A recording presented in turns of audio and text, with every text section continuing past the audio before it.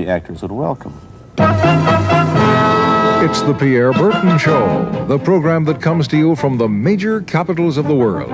This edition comes to you from Hong Kong. And Pierre's guest is the man who taught karate, judo, and Chinese boxing to James Garner, Steve McQueen, Lee Marvin, and James Coburn. The newest Mandarin superstar, known in the West for his appearances in Batman, The Green Hornet, Ironside, and Longstreet. His name is Bruce Lee, and he doesn't even speak Mandarin. And here's Pierre. Well, how can you play in Mandarin movies if you don't even speak Mandarin? How do you do that? Well, first of all, I speak only Cantonese. Yeah. So, I mean, there is quite a difference as far as pronunciation and things like that go. So somebody else's voice is used, right? For Definitely, definitely. You just make the words. Doesn't that sound strange when you go to the movies, especially in Hong Kong, in your own town, and you see yourself with somebody else's voice? Well, not really, you see, because most of the Mandarin picture done here are dubbed anyway. They're dubbed anyway? Anyway, I mean, disregard. I mean, they shoot without sound.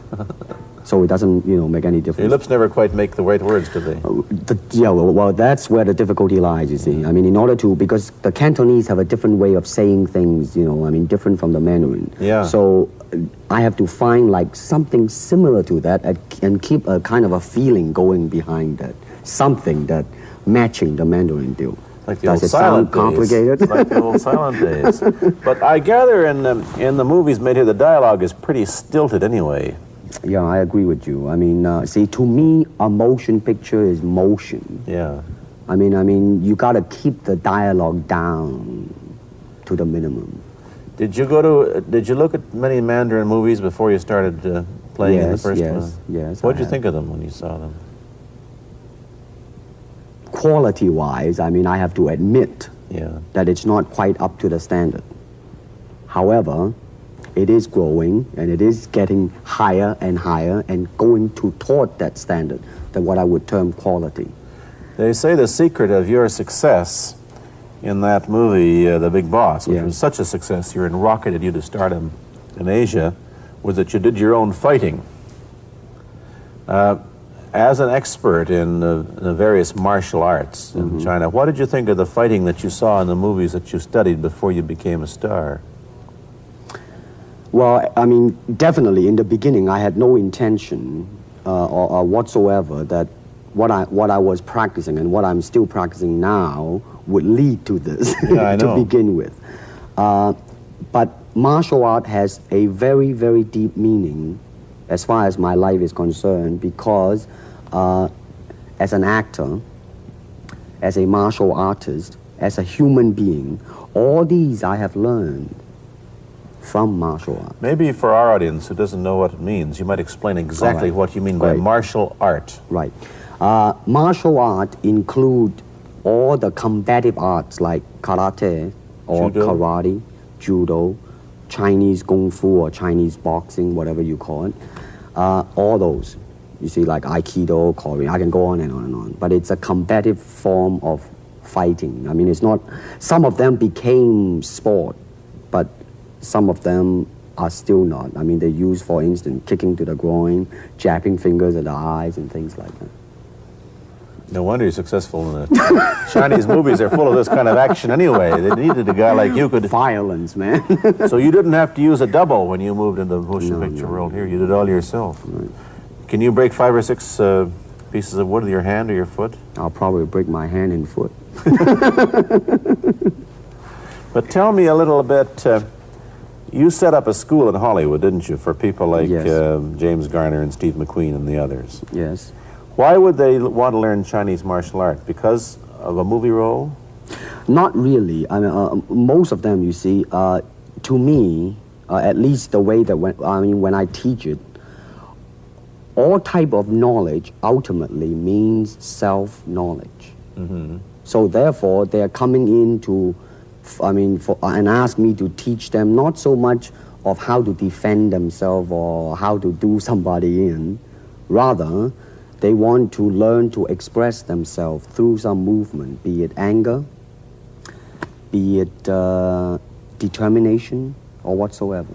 So in other words, what I'm saying, therefore, is that he is paying me to show him in combative form, the art of expressing the human body.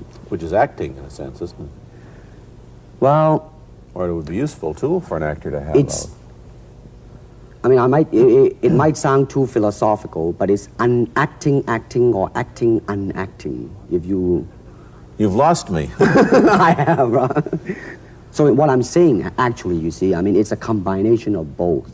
I mean, here it is the natural instinct, and here is control. You are to combine the two in harmony. Not, if you have one to the extreme, you will be very unscientific. If you have another to the extreme, you become all of a sudden a mechanical man, no longer a human being. So it is a successful combination of both. So therefore, it is not only, I mean, so therefore it's not pure naturalness or unnaturalness. The ideal is unnatural naturalness or natural unnaturalness. Yin yang, eh? Right, man, that's it.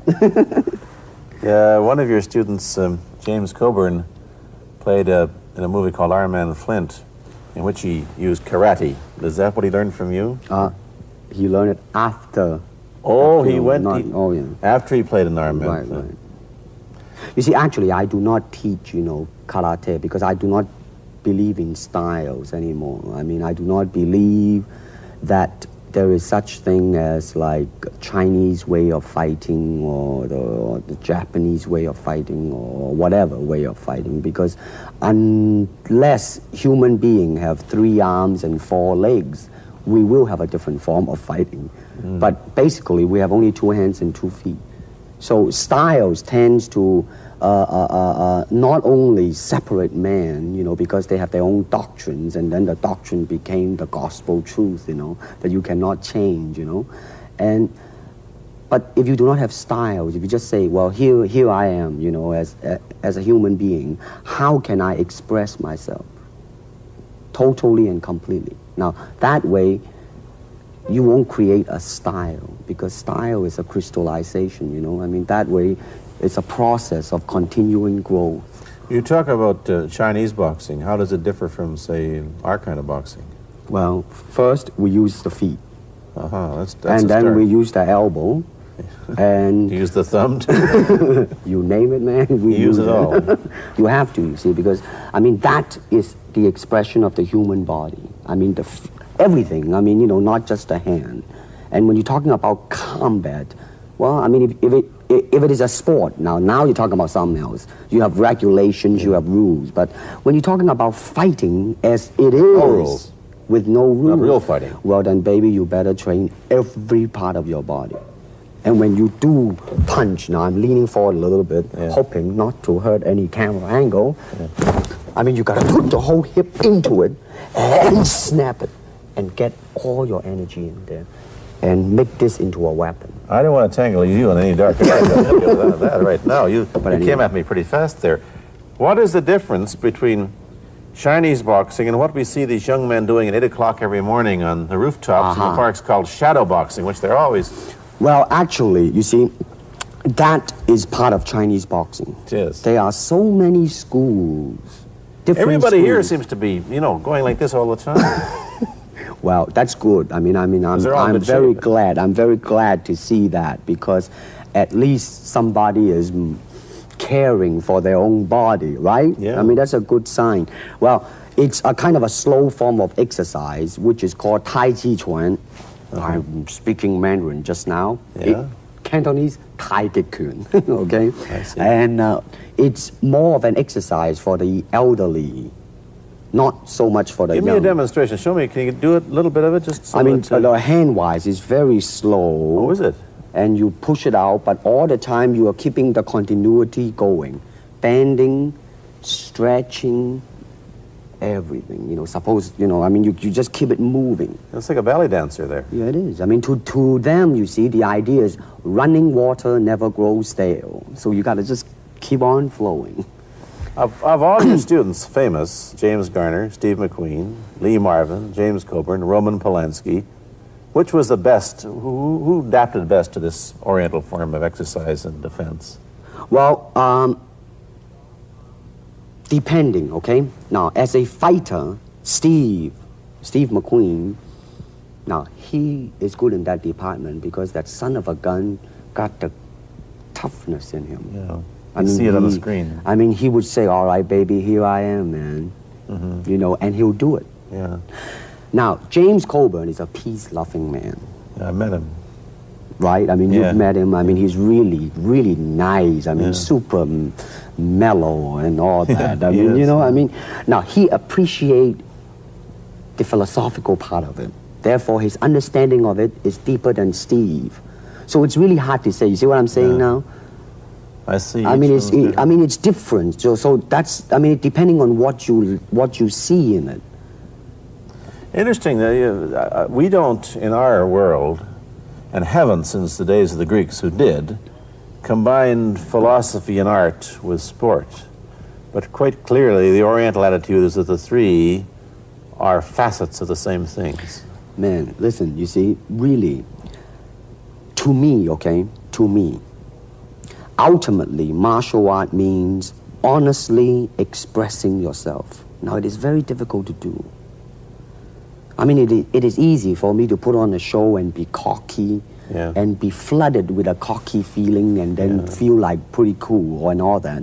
Or I can make all kinds of phony things, you see what I mean, blinded by it. Or I can show you some really fancy movement. But to express oneself honestly, not lying to oneself, and to express myself honestly, now that, my friend, is very hard to do, and you have to train. You have to keep your reflexes so that when you want it, it's there. When you want to move, you're moving. And when you move, you are determined to move. Not taking 1 inch, not anything less than that. If I want to punch, I'm going to do it, man, and I'm going to do it, you see. So, I mean, so that is the type of thing you have to train yourself into it, to become one with the, you think? Yeah, this is very un-Western, this attitude. I want to ask you about your movie and TV career, but first we'll take a break.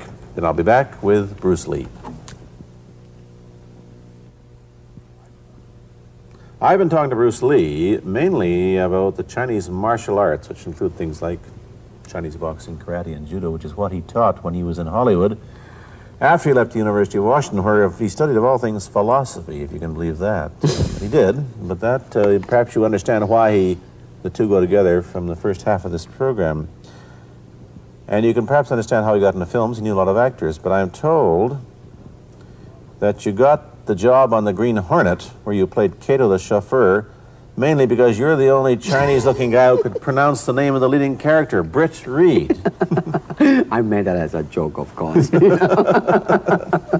And it's a heck of a name, man. I mean, every time I said it at that time, I was super conscious. I mean, really now, that's another interesting thing, huh? Let's say if you learn to speak Chinese. Yeah.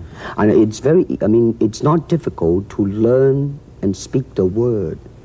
The hard thing, the difficult thing, it's behind what is the meaning, what brought on the expression and feelings behind those words. Like when I first arrived in the United States, and I look at a Caucasian, and I really would not know whether he was putting me on or is he really angry, because we have different way of reacting to it. See, those are the difficult things, you see.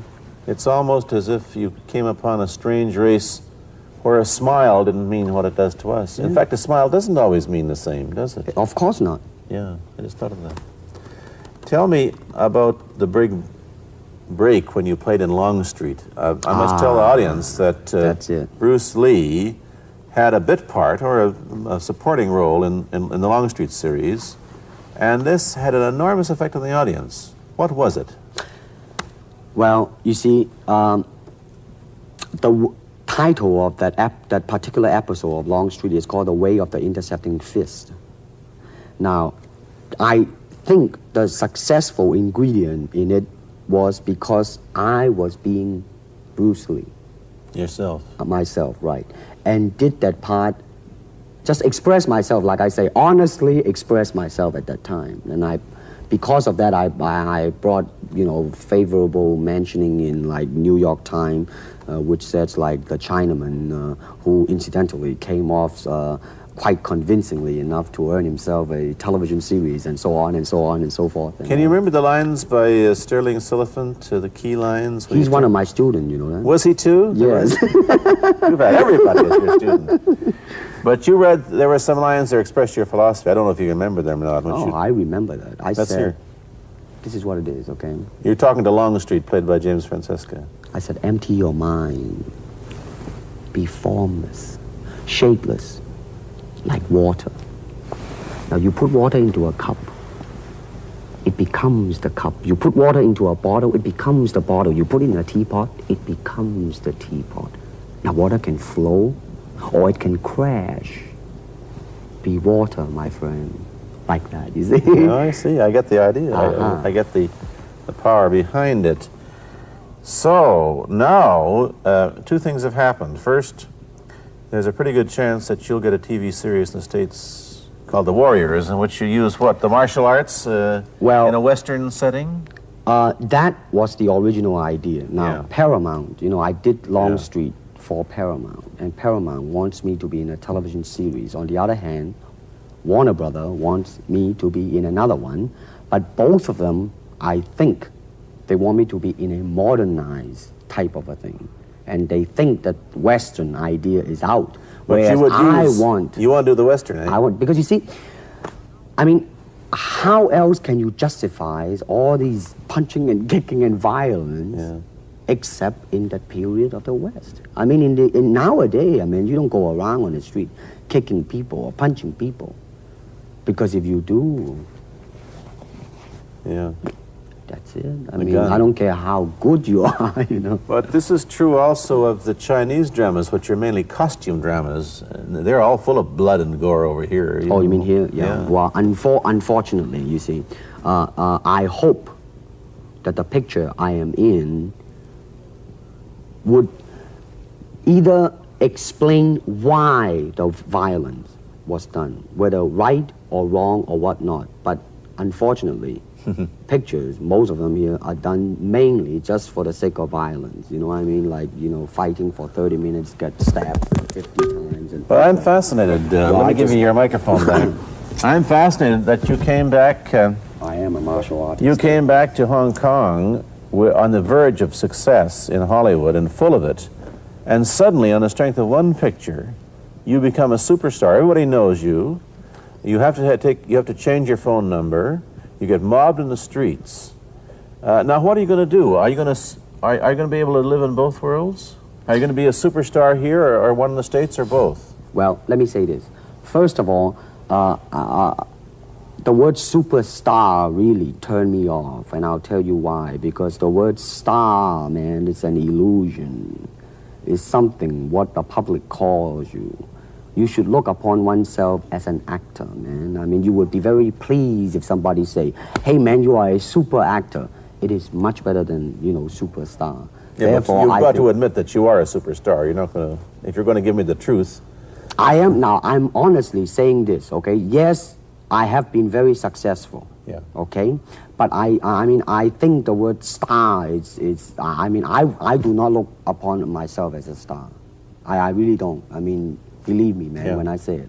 I mean, I'm not saying it because I... What are you going to do? Let's get back to the question. Okay. Are you going to stay in Hong Kong and be famous? Or are you going to go to the United States and be famous? Or are you going to try and eat your cake and have it too? I am going to do both because, you see, I have already made up my mind that in the United States, I think something about the Oriental, the true Oriental should be shown.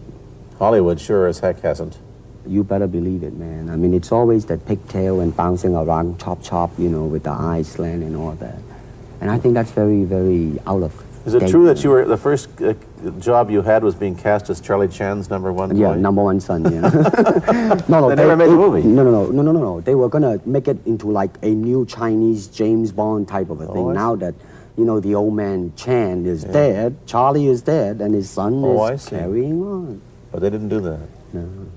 Batman came along, you see, because and then everything was started to be going into that, you know, that kind of which you were in. But By the way, I did a really terrible job in that, I have to say. Really? You didn't like yourself? I didn't see it. Let me ask you, however, about the problems that you face as a Chinese hero in an American series. Have people come up in the industry and said, well, we don't know how the audience are going to take a non-American?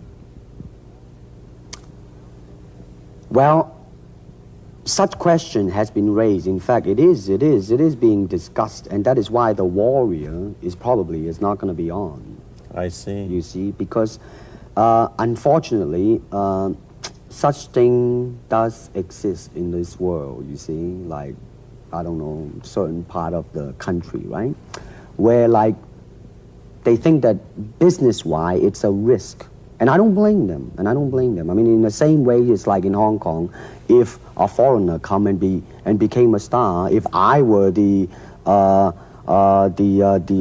man with the money, I probably would have my own worry of whether or not the acceptance would be there. But that's all right, because if you honestly express yourself, it doesn't matter, see? Because are you, how about the other side of the coin? Is it possible that you are, I mean, you're fairly hip and fairly Americanized. Are you too Western for Oriental audiences, do you think? Oh man, like, how? I have been criticized for that. You have, eh? Oh, yes, definitely. So. Well, let me say this. When I do the Chinese film, I'll try my best not to be as American as I, have been adjusted to for the last 12 years in the States. But when I go back to the States, it seems to be the other way around. You know what I mean? You're too exotic, eh? Yeah, man. I mean, they're trying to get me to do too many things that are really for the sake of being exotic. You understand what I'm trying to say? Oh, sure. So it's really, I mean, it's when you live in both worlds, it brings its problems as well as its advantages, and you've got both. Time to go to a commercial. I'll be back in a moment with Bruce Lee. Let me ask you whether the change in attitude on the part of the Nixon administration towards China has helped your chances of starring in an American TV series. Well, first of all, this happened before that. Yeah. But I do think that things of Chinese will be quite interesting for the next few years. I mean, not that I'm politically, inclining toward anything. No, I understand that. I'm just wondering. But I mean, once the opening of China, I mean, that it will bring more understanding. Yeah. More things that are, like different, and maybe in the contrast of comparison, some new thing might grow. So therefore, I mean, it's a very rich period to be in. I mean, like, if I were born, let's say, 40 years ago, yeah. If I have a thought in my mind, I said, boy, I'm going to star in a movie or star in a television series in America. Well, that might be a vague dream, but I think right now, maybe, man. You still think of yourself Chinese, or do you ever think of yourself as North American? You know what I want to think of myself? As a human being. Because, I mean, I don't want to sound like, as Confucius say, but under the sky, under the heaven, man, there is but one family. It just so happened, man, that people are different. Okay, we got to go. Thank you, Bruce Lee, for coming here. Thank you for watching. Thank you. You've been watching Bruce Lee on The Pierre Burton Show, a half-hour program of conversation, opinion, and debate. This is Bernard Cowan speaking.